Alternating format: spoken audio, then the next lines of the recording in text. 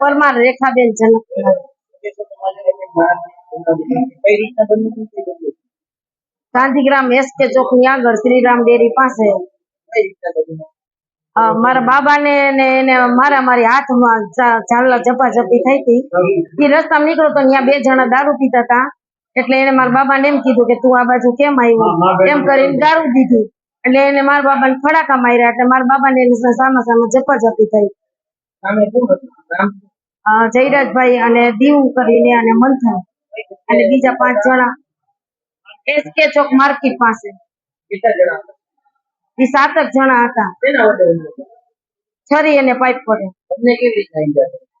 હું એને સમજાવતી હતી કે તમે આ ભાઈ આપણે શું માથાકૂટ કરો છો, પણ તો એના બાબાએ મને હાથમાં છરી મારી દીધી. અહીંયા હાથમાં. મારું નામ પરમાર ધ્રુવ જનકભાઈ. હું ઘરેથી જમીને નીકળ્યો ભાઈબંધને માર્કેટમાં મરવા ગંગેશ્વર મંદિર પાસે.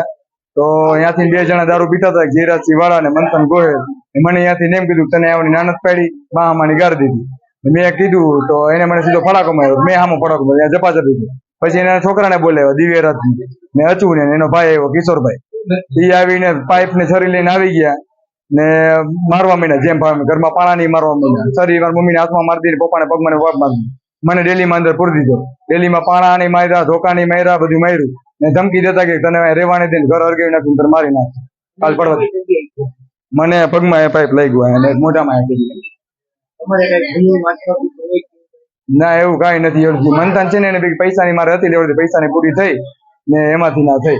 એના ભેગા દારૂ પીતા હતા. 60,000 રૂપિયા 6 મહિના. એને કેવા દે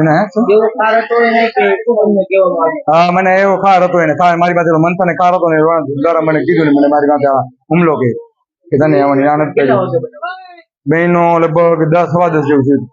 9:30. પોલીસની ગાડી બોલાવી. એને કીધું તમે સિવિલે જાઓ, ત્યાંથી તમને કેસ કરશે. ત્યાં પોલીસ આવી જાય. ઘર પાસે ગાંધીગ્રામ.